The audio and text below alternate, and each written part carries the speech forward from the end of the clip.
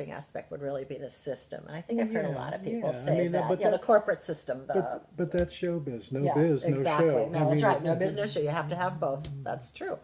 Yeah. This is an interesting question they want us to ask. What are the most common drug choices? Alcohol is still Number one. This is a people seeking treatment.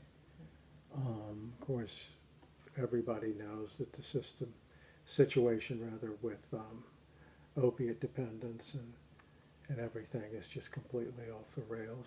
But alcohol's legal. I can go in and buy, easier access. But you can do a lot of illegal runs with things once you get it in you. But But as far as access to it, the drugs are different. The recovery is the same. One thing that is a challenge to us right now is with all the opiates and all the fentanyl, that the dope has a lot of dope in it, simply put, and people get so addicted so fast. People are real interested in something called Suboxone. Yes. And if you read the papers, you'll see so-and-so was arrested and charged with possession of fentanyl, possession of heroin, and possession of Suboxone.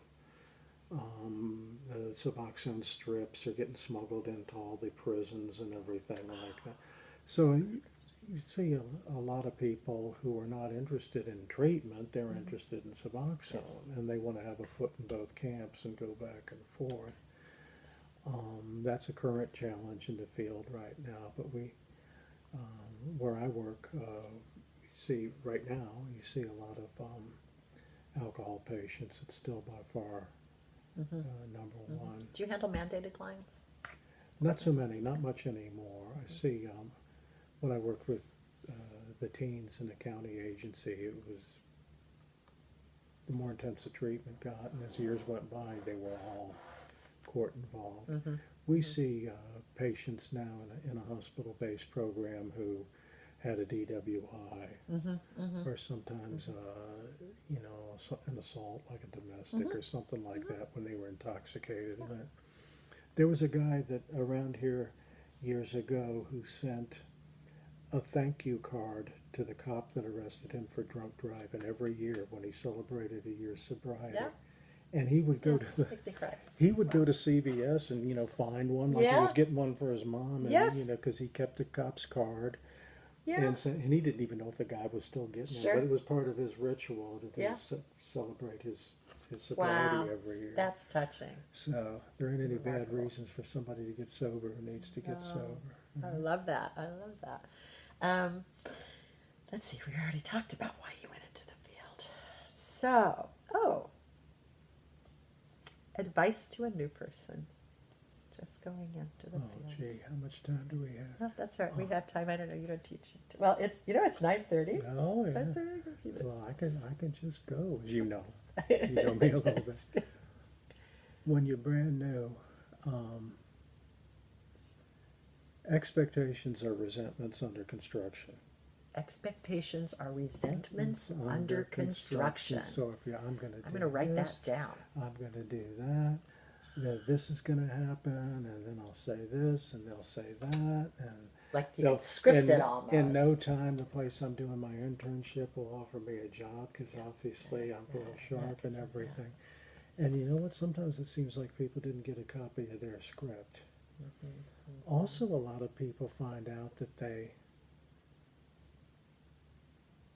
don't like the clients or patients. I like to call them patients when I'm working in a hospital-based program, and also I think if it's a chronic disease, the people that are receiving treatment are patients. But sometimes you'll find out a lot of them you don't like very much. And, but there's two things that'll serve you so well. You need two characteristics. One is friendliness. If you can't manage that, you're in for a real tough slog. And the other is knowing your stuff. I don't mean that you have to know all the latest slang for all the drug lingo and everything like that. But sometimes I see people working with alcoholics all day, every day for a long time, and they don't know the different sizes of booze bottles. Sure. So if somebody says, I drank a fifth, or, a magnum of wine in 2 days or something like that, you need to have a sense of how much that is. I mean, You need to know the world that they've been. Well, yeah, well, a little you know, bit, and personal recovery is an advantage. It really is. It's not a requirement. So knowing your stuff and being friendly will serve you well. As far as counseling skills, what you really need the most is something that's really, really hard to teach, because core conditions of counselors include things like being genuine, Yes. and having that immediacy that's necessary sometimes. But the best way to really learn something is get to the point where you can teach it. And there's really no limit to what you can accomplish if you're not too concerned about whether you'll get college credit for it or whatever it is. I mean, gosh, when I was going to school and trying to get ready to be in the field, I remember going to the library and checking out every book about substance use. I mean, like everyone, I still remember the Dewey Decimal was 362.292. Yes, thank you very much. And and I didn't read them all. I would get one home and go through it a little bit. Yeah. Oh, I'm going to take this back. Yeah. But I didn't have to write a report on them or anything like that. Yeah. And you get a sense by getting a lot of different viewpoints, which you kind of reject. And one is wishful thinking, or something that's not much value. Some is all stats. And the rest will come. If you're cut out for it, the rest will come. Right. If people get into it and find out they're not very good at it, Yeah. what they usually do is become supervisors. But I wish that wasn't just a snarky comment, but sometimes No, it's no, true. no, that's- Sometimes it's really what- true, that's because that- they want to work with budgets and Yeah, everything. that's like a I street. don't want to say promote the incompetent, but that's not, because that's not fair either. But people are Well, not cut. They're cut out for a different aspect of Yeah, it. I mean. Yeah, some people just do research, and some people. Yeah, that's fine. That's fine. So. That's a need. So, and I could recommend some books, and the one I'm thinking of the most is out of print. It's called Don't Help by Ron Rogers and Scott McMillan. You have it? Don't help. No, I don't. Don't but help. but yeah, Okay. out of print or not, I can. Well, with Amazon. Amazon, thank you very much. You could Thank you. probably find one for a couple of bucks. Yeah. Yep. But I think that's a classic. And That's funny because Dr. Carroll always says, "Never work harder than your patient."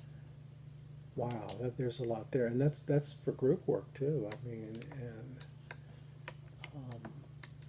you learn about group dynamics. You learn that the group will tend to be dependent if you let them be dependent. Yes, I joined a group just to see how group ran, other than just watching videos. Yeah, it was very interesting. It sort of ran itself because. Well, the best treatment groups are not traditional group therapy. Oftentimes, what traditional group therapy is like if you have 90 minutes and you have 9 people in the group, it turns into 10 minutes of individual counseling with an audience. And of course people, everybody else is relating and comparing in. And if you observe it, what happens is the people who have already gone are, Yes, I mean, right. And the whole group was good today. Well, you didn't have group. You had a bunch of little mini individual sessions. Let me just we can continue to talk, but just let me tell Dr. Himes. So Dr. Himes, I think we've accomplished our task. And for myself, it's been really beneficial.